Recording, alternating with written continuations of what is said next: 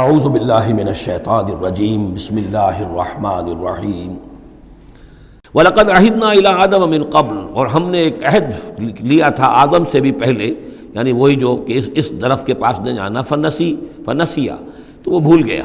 وَلَمْ نَجِدْ لَهُ عَزْمًا، اور ہم نے نہیں دیکھی اس میں کچھ ہمت۔ یہ عزم کے دو ترجمے کیے گئے، دونوں صحیح ہیں، یعنی یہ کہ ایک ہے پختگی ارادے کی کہ وعدہ اس نے کیا لیکن اس وعدے کو نبھا نہیں سکا، ہم نے اس کے اندر عزیمت نہیں پائی، کمزوری پائی۔ خلق الانسان ضعیفا، ایک اور جگہ آپ دیکھیں گے انسان کی خلقت میں کچھ کمزوری کا پہلو موجود ہے، تو آدم کی طرف سے اس کمزوری کا اظہار ہو گیا۔ ایک ترجمہ اس کا یہ کیا گیا ہے کہ اس نے جان بوجھ کر نہیں کیا، یہ نسیہ، بھول گیا۔ ولم نجد لہو عزما، ہم نے یہ نہیں دیکھا کہ اس کے اندر ارادہ ایسا ہو کہ وہ اللہ کے حکم کو توڑنا چاہتا ہے۔ ایک ہوتا ہے بغاوت، جانتے بوجھتے شعور کے ساتھ انسان جانتے ہوئے کہ یہ کام جو ہے غلط ہے، اور اس وقت اس کو شعور بھی ہو، اس وقت اس کے مستحضر بھی ہو وہ بات، پھر بھی وہ کر رہا ہے، نہیں، نسی، وہ بھول گیا تھا۔ فنسیا ولم نجد لہو عزما، ہم نے اس کے اندر سرکشی کا ارادہ نہیں دیکھا، بغاوت اس کے اندر نہیں پائی، بلکہ در حقیقت یہ نسیان تھا۔ ربنا لا تؤاخذنا ان نسینا او اخطانا، یہ تو عظیم ترین دعا جس پر کہ ختم ہوئی ہے سورہ بقرہ، کہ نسیان اور خطا ان دونوں سے اللہ ہمیں ان پر ہمارا مواخذہ نہ کیجو، تو وہ نسیان تھا۔ وَإِذْ قُلْنَا لِلْمَلَائِكَةِ اسْجُدُوا لِآدَمَ فَسَجَدُوا إِلَّا إِبْلِيسَ، یہ پانچویں مرتبہ اب یہ قرآن مجید میں پھر وہ قصہ آدم و ابلیس ہے۔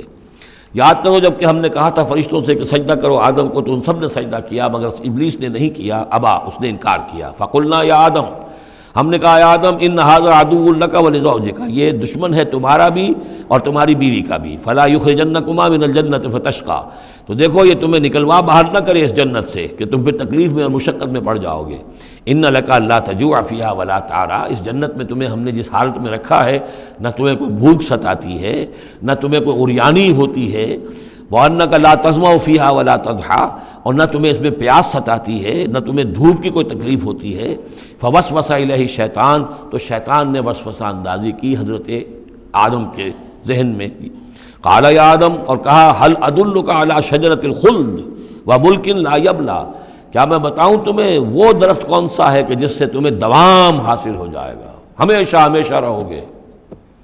وہی پھر الفاظ یاد کر لیجئے، the defiant cries of man's will to survive and conquer the storms of time۔ انسان چاہتا ہے کہ وقت کے طوفانوں کو فتح کر لے، اس سے باراتر رہے، اس کی ہستی کا تسلسل ہو، دوام ہو۔ تو ہمارے وہ جد امجد نے بھی اسی سے دھوکہ کھایا ہے کہ وہ کہا کہ شجرۃ الخلد، ہمیشہ رہنے والا درخت ہے یہ، اس کا پھل کھاؤ گے پھر تمہارے لیے فنا نہیں ہے۔ وَمُلْكٍ لَا يَبْلَىٰ، اور ایسی بادشاہی ملے گی جس پر کبھی بوسیدگی اور پرانا پن طاری نہیں ہوگا۔ فَأَكَلَا مِنْهُمَا، تو آدم اور حوا دونوں نے کھا لیا اس درخت میں سے۔ فَبَدَتْ لَهُمَا سَوْآتُهُمَا، یہ مضمون سورہ اعراف میں آ چکا ہے، تو ان پر واضح ہو گئیں، ننگے ہو گئے ان کے جسم، اور انہیں اپنی شرمگاہیں نظر آنے لگیں۔ وَتَفِقَّا يَخْصِفَانِ عَلَيْهِمَا مِن وَرَقِ الْجَنَّةِ، اور پھر وہ لگے اپنے سطر کو چھپانے کے لیے جنت کے درختوں کو گانٹھ کر لباس بنانے میں۔ وَعَصَىٰ آدَمُ رَبَّهُ فَغَوَىٰ، تو آدم نے اپنے رب کی نافرمانی کی اور وہ بہک گیا۔ ثُمَّ اجْتَبَاهُ، پھر اللہ نے اسے پسند کر لیا، پھر نواز دیا۔ رَبُّهُ فَتَابَ عَلَيْهِ، اور اس کی توبہ قبول کی، اس پر عنایت فرمائی، وَهَدَىٰ، اور اسے ہدایت دی۔ قَالَ اهْبِطَا مِنْهَا جَمِيعًا، اب کہا اللہ نے کہ اتر جاؤ اس سے تم سب کے سب، بَعْضُكُمْ لِبَعْضٍ عَدُوٌّ، تم سب ایک دوسرے کے دشمن ہوگے۔ فَإِمَّا يَأْتِيَنَّكُم مِّنِّي هُدًى، تو جب بھی کوئی ہدایت میرے پاس سے تمہارے پاس آئے، فَمَنِ اتَّبَعَ هُدَايَا، تو جو کوئی پیروی کرے گا میری ہدایت کی، فَلَا يَضِلُّ وَلَا يَشْقَىٰ، تو وہ نہ وہ بہکے گا اور نہ ہی وہ مشقت میں پڑے گا اور ناکام ہوگا۔ وَمَنْ أَعْرَضَ عَنْ ذِكْرِي، اور جو میری یاد سے منہ پھیرے گا، اعراض کرے گا، فَإِنَّ لَهُ مَعِيشَةً ضَنْكًا، تو اس کے لیے ہوگی اس دنیا کے اندر زندگی بڑی تنگی والی، زندگی کے اندر اطمینان نہیں ہوگا، راحت نہیں ہوگی، تنگی۔ کروڑوں بھی ہیں تو مزید کروڑوں کی طلب ہے۔ پیاس، جیسے کہ آپ کو معلوم ہے کہ ایک مرض ایسا ہے جب آدمی پانی پیتا رہتا ہے، پیاس ختم نہیں ہوتی، پیاس ہے جو کہ تو قائم ہے، کتنا چاہے پانی پی لے۔ تو یہ معیشت ضنکن، جن لوگوں کا حال یہ ہو جاتا ہے کہ پھر پوری زندگی کے اندر ان کے لیے اطمینان کا سانس نہیں ہے، چین کا کوئی وقت نہیں ہے۔ جو کوئی من اعرض عن ذکری فإن له معیشۃ ضنکا ونحشرہ یوم القیامۃ اعمی، اور قیامت کے دن جب ہم اسے اٹھائیں گے اور جمع کریں گے تو اندھا ہوگا.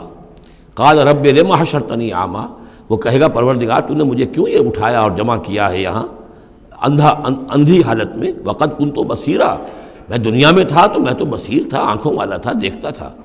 قال کذالک اتتک آیاتنا فنسیتھا، اللہ فرمائے گا کہ اسی طرح میری آیات تمہارے پاس آئیں، تم نے انہیں نظر انداز کیا، تم نے توجہ نہیں کی.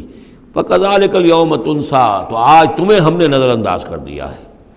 وَكَذَلِكَ نَجْزِي مَنْ أَسْرَفَ، اور اسی طریقے سے ہم بدلہ دیتے ہیں اس کو جو حد سے تجاوز کرتا ہے. وَمَنْ لَمْ يُؤْمِنْ بِآيَاتِ رَبِّهِ، اور جو نہیں ایمان لایا اپنے رب کی آیات پر. وَلَعَذَابُ الْآخِرَةِ أَشَدُّ وَأَبْقَىٰ، اور یقیناً جو عذاب ہے آخرت کا وہ بہت شدید بھی ہے، اشد ہے، اور ابقا ہے، ہمیشہ باقی رہنے والا ہے.